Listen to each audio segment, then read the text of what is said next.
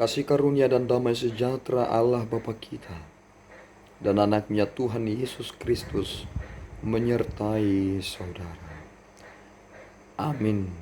Shalom saudaraku yang terkasih di dalam nama Tuhan Yesus Kristus. Senang bisa menyapa saudara di tempat saudara berada hari ini. Dalam dimensi yang berbeda, tetapi dalam dunia yang sama. Sebagai insan yang diciptakan untuk Tuhan, sebelum kita melakukan rangkaian aktivitas kita pada hari ini, marilah kita mengawalinya dengan mendengarkan firman Tuhan. Firman Tuhan untuk kita pada hari ini tertulis dalam kitab Daniel pasal yang keempat, ayatnya yang ke-37. Demikian pembacaan firman Tuhan. Jadi sekarang aku, Nebukadnezar, memuji-muji, meninggikan dan memuliakan Raja Sorga, yang segala perbuatannya adalah benar, dan jalan-jalannya adalah adil, dan yang sanggup merendahkan mereka yang berlaku congkak. Demikian pembacaan firman Tuhan. Saudaraku yang terkasih di dalam nama Tuhan Yesus Kristus, kita tercengang dengan peristiwa yang dialami oleh Nebukadnezar. Ketika Allah berbicara kepada Nebukadnezar lewat mimpinya yang ia tidak mengerti sama sekali, kemudian ia memanggil Beltsasar atau Daniel untuk mengartikan apa sebenarnya makna dari mimpinya itu. Daniel telah menyatakan itu dengan baik dan benar dan berkata supaya Raja Nebukadnezar berlaku adil sebagai seorang raja dan memiliki belas kasihan. Tetapi apa yang dia dapat dan apa yang ia lakukan, ternyata meskipun ia telah menerima kebenaran itu, akal budinya tidak merespon dan tidak menunjukkan hal yang baik. Dan bahkan 2 bulan setelah mimpi itu, ia melihat bagaimana kerajaan yang dapat ia raih dan berkata, bukankah ini kerajaan Babel, kerajaan yang besar yang telah aku usahakan dengan tenagaku sendiri?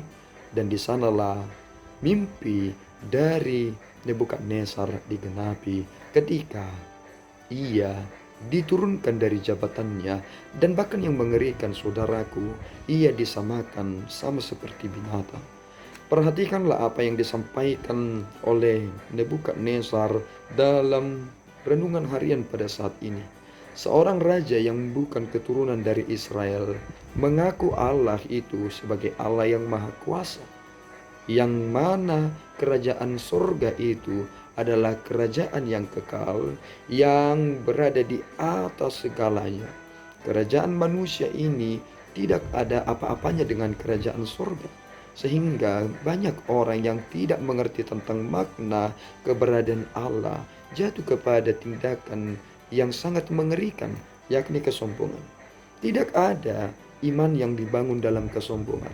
Kesombongan itu adalah produksi dalam pikiran manusia, pencapaian atas ketergantungan seseorang akan apa yang ia telah raih. Dan itu bukanlah pekerjaan dari Roh Kudus. Roh Kudus menuntun manusia supaya menjadi orang yang rendah hati. Dari peristiwa Nebukadnezar ini kita belajar satu hal, bahwa kesombongan hanya akan menjadi awal dari kejatuhan, dan kejatuhan yang paling mengerikan sekali. Raja disetarakan dengan binatang. Ini mengerikan sekali. Bahkan hatinya menjadi hati seperti seekor binatang. Ia memakan rumput. Bahkan ketika ia dikeluarkan dari kerajaannya, ia diizinkan sama seperti binatang yang memakan rumput. Rambutnya tumbuh dengan lebat seperti burung Raja Wali. Kuku-kukunya menjadi panjang. Dan kita baru mengerti satu hal dengan ucapan yang disampaikan oleh Rasul Paulus. Janganlah serupa dengan dunia ini, tetapi berubahlah. Dengan berubahnya akal budimu.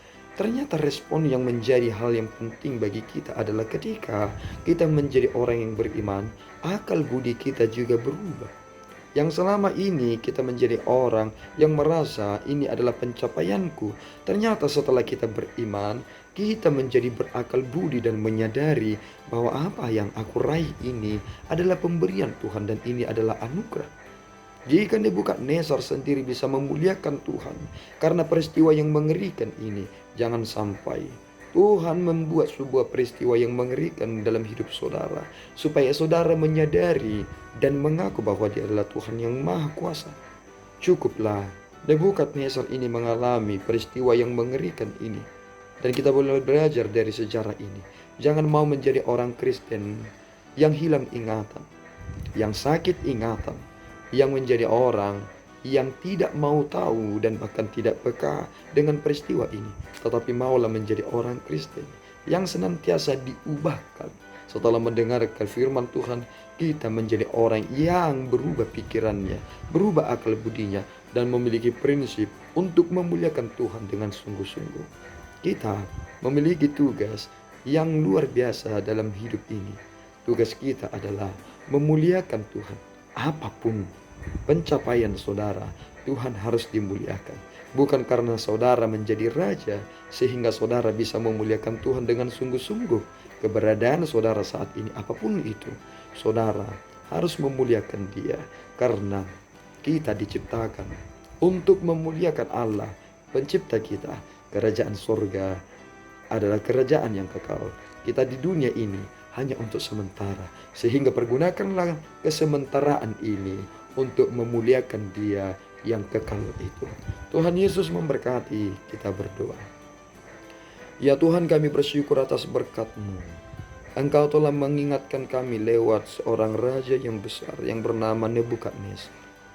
Ia telah memiliki kerajaannya, tetapi ia harus kehilangan itu karena kesombongannya. Ia tidak mau mendengarkan apa yang diucapkan oleh Daniel, supaya ia menjadi orang yang melakukan keadilan dan memiliki belas kasihan. Tolong kami ya Tuhan, supaya kami segera berbenah, mengubah pikiran kami dan perbuatan kami, sehingga kami sungguh-sungguh memuliakan-Mu dalam setiap perjalanan hidup kami. Jika Tuhan mengizinkan kami hidup saat ini adalah anugerah, dan ini adalah kesempatan yang baik bagi kami untuk sungguh-sungguh memuliakan-Mu dalam nafas yang Tuhan telah beri. Terimalah ya Tuhan pujian kami ini. Di dalam Yesus Kristus kami telah berdoa dan mengucap syukur.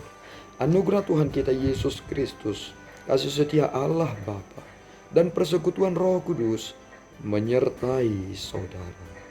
Amin. Tuhan Yesus memberkati.